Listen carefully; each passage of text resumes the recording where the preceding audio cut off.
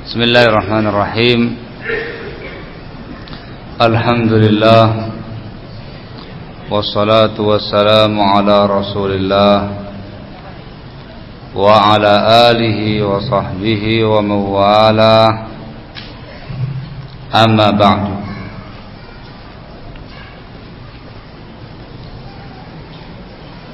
Khanafitina azakumullah. Satu hal yang mungkin perlu ditambahkan dari apa yang telah diuraikan sebelumnya terkait dengan asbab al-inhiraf, sebab-sebab penyimpangan seseorang.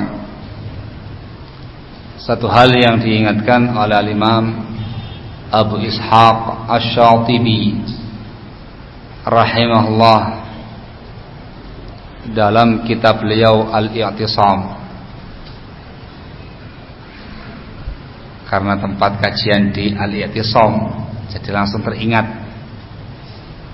nasihat dan pernyataan Al-Imam Abu Ishaq Asy-Syatibi rahimahullah dalam kitabnya Al-I'tisam, judulnya Al-I'tisam, ketika menjelaskan tentang ciri-ciri orang-orang yang menyimpang dari kalangan ashabul ahwa'i wal bid'ah. Satu hal yang mungkin penting bagi antum sekalian.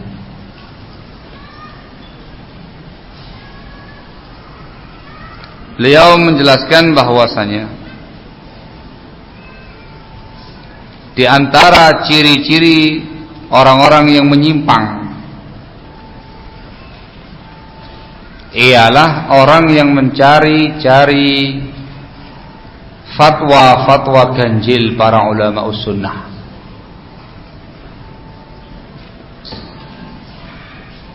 Seseorang yang berpegangan bersandarkan pada fatwa-fatwa ganjil sebagian ulama sunnah untuk kemudian dia terapkan di dalam kehidupan kesehariannya. Ini merupakan ciri khas ashabul ahwa'i wal bid'ah, dan sekaligus juga sebagai sebab orang tersebut terjatuh dalam sekian banyak penyimpangan-penyimpangan yang ada. Sebagaimana yang kita ketahui dan harus diketahui, khanafitina azakumullah, yang namanya al-ilmu al-haq, al-kitab was sunnah dengan pemahaman salaful ummah. Dan terkait dengan ilmu yang bersangkutan dengan fatwa para ulama ialah fatwa yang masyhur dari kalangan para imam.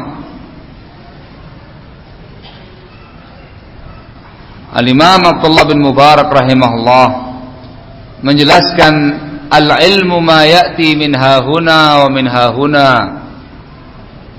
Yang namanya ilmu itu yang datang dari sini, dari sini, dari sini, yakni maknanya memiliki banyak jalur, masyhur di kalangan para ulama. Itu ilmu. Dan juga kaidah yang ma'rufah di kalangan para ulama di antaranya disebutkan oleh Imam Az-Zahabi rahimahullah, al-ibratu bi kalamil a'immah la biman syadda.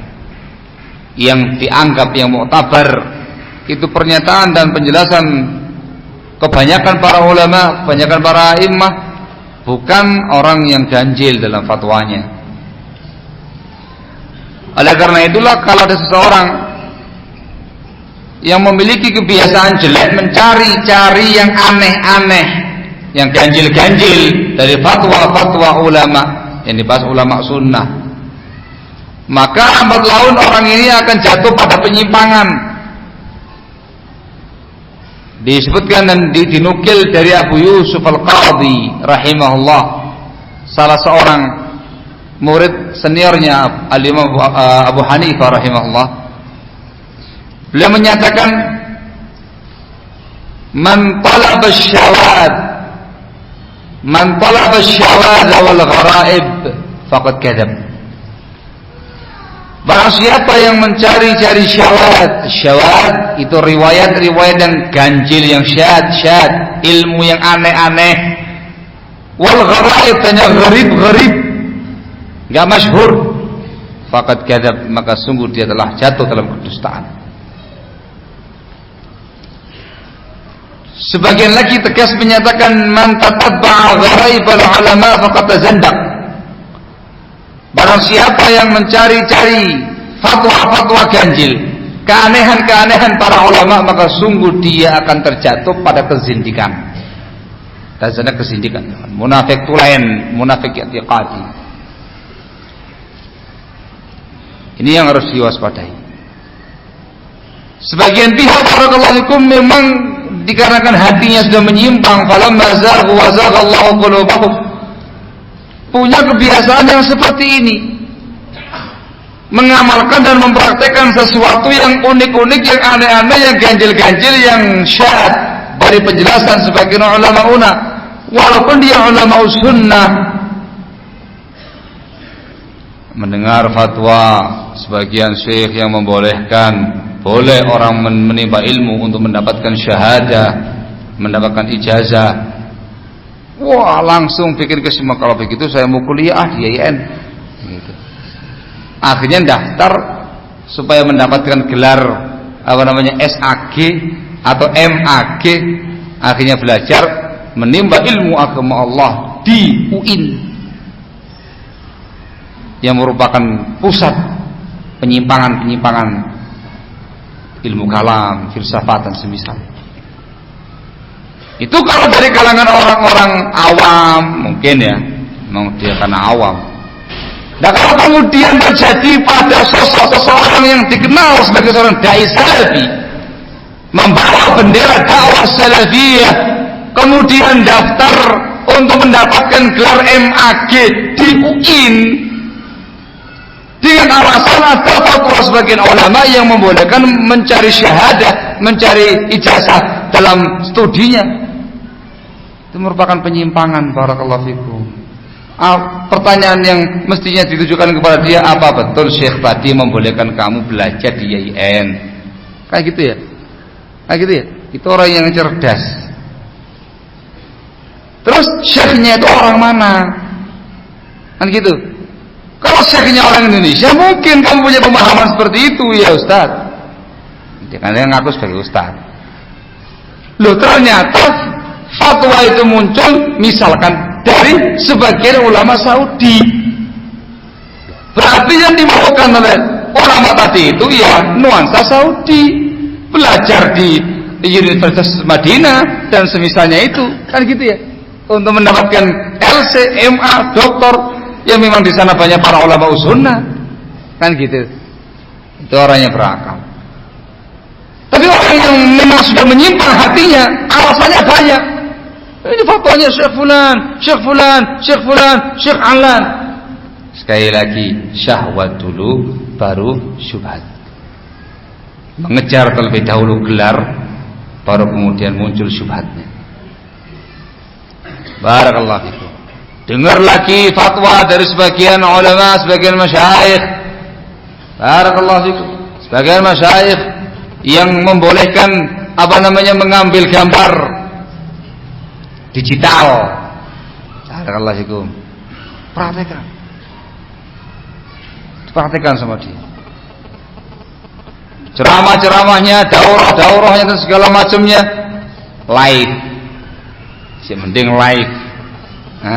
Siaran langsung menggunakan digital tadi yang saya terangkan tadi. Yang lebih parah lagi ketika bukan live, disimpan, siaran tunda. Barakallahu fikum. Mestinya barakallahu fikum dia mengkaji dan melihat bagaimana para ulama, para masyayikhuna, bagaimana penerapan mereka terkait dengan fatwa sebagian tadi. Yang menjadi masalah ia dengan serta-merta dia hanya semata-mata mendengarkan fatwa sebagian ulama, kemudian dia comot, langsung dia terapkan dengan tanpa mengkaji terlebih dahulu. Wah, kata Evan, sekian contoh-contoh yang ada. Barakallahu fikum mereka menyimpang dikarenakan mengambil fatwa-fatwa sebagian ulama, mengenyahkan fatwa-fatwa yang lainnya, yang diambil fatwa-fatwa yang menyenangkan hati mereka. Ketika ada sebagian ulama, sebagian masyayikh misalkan yang kemudian mewanti-wanti, memperingatkan kaum muslimin, memperingatkan Ahlus Sunnah wal Jamaah tentang sebuah muassasah misalkan, itu muassasah hizbiyah dan segala macamnya, bukan salafiyah ila akhirih. Kita dengar suara yang lain, boleh. Ada sebagian ulama yang lainnya mengatakan boleh itu. Itu kan muasasah yang baik, muasasah yang bagus, yang bergerak dalam bidang-bidang yang baik. Boleh itu. Boleh. Barakallahu. Iya kan ada ulama yang mengatakan boleh. Boleh. Bahagia. Terus begitu. Ujung-ujungnya nanti ialah ittibaul hawa, mengikuti hawa nafsunya, bukan mengikuti fatwa ulama. Ala kulli hal, barakallahu fikum. Itu diantara yang dinasihatkan oleh sebagian a'immatuna yang harus kita waspadai, sehingga harus betul-betul yang menjadi tolak ukur kita ialah Alkitab was Sunnah dengan pemahaman salaful ummah terkait dengan fatwa para ulama yang kita amalkan dalam kehidupan sehari-hari, yang diutamakan ialah yang masyhur di kalangan mereka. Adapun fatwa yang unik-unik, fatwa-fatwa yang terasa ganjil, itu harus ditanyakan kembali kepada para ulama tersebut dan para ulama yang lain bagaimana fatwa tadi dan bagaimana penerapannya dalam kehidupan sehari-hari. Intinya jangan suka jadi orang yang mencomot satu fatwa dengan tanpa yang lain dalam rangka untuk melegalkan hawa nafsu kalian. Wallahul musta'an. Ala kulli hal, pintu-pintu penyimpangan sangat banyak di mana-mana, dari arah yang tidak kita sangka-sangka. Ringkasnya, kita harus kembali kepada ilmu yang benar, Alkitab was Sunnah dengan pemahaman salaful ummah, kembali kepada prinsip salaf, tamassuk bis sunnah dengan tamayyuz. Harus tamayyuz, betul-betul membedakan diri dengan as-sunnah ini tadi. Barakallahu fikum, kita amalkan dalam kehidupan sehari-hari. Wallahul musta'an. Dan jangan lupa ya ikhwan, memperbanyak doa kepada Allah Taala, semoga Allah senantiasa meneguhkan hati kita di atas al-haq, menganugerahkan mereka semuanya taufiq wal hidayah dan juga keistiqomahan. Barakallahu fikum. Di antara doa yang dipanjatkan Rasulullah SAW ialah ya muqallibal qulub, tsabbit qulubana ala ta'atik. Wahai zat yang membolak-balikkan hati, teguhkanlah hati kami di atas ketaatan kepadamu. Barakallahu fikum. Wallahu taala alam bis-shawab. Ini mungkin yang bisa saya sampaikan pada kesempatan kali ini. Bila ada kata-kata yang kurang berkenan, saya mohon maaf yang sebesar-besarnya.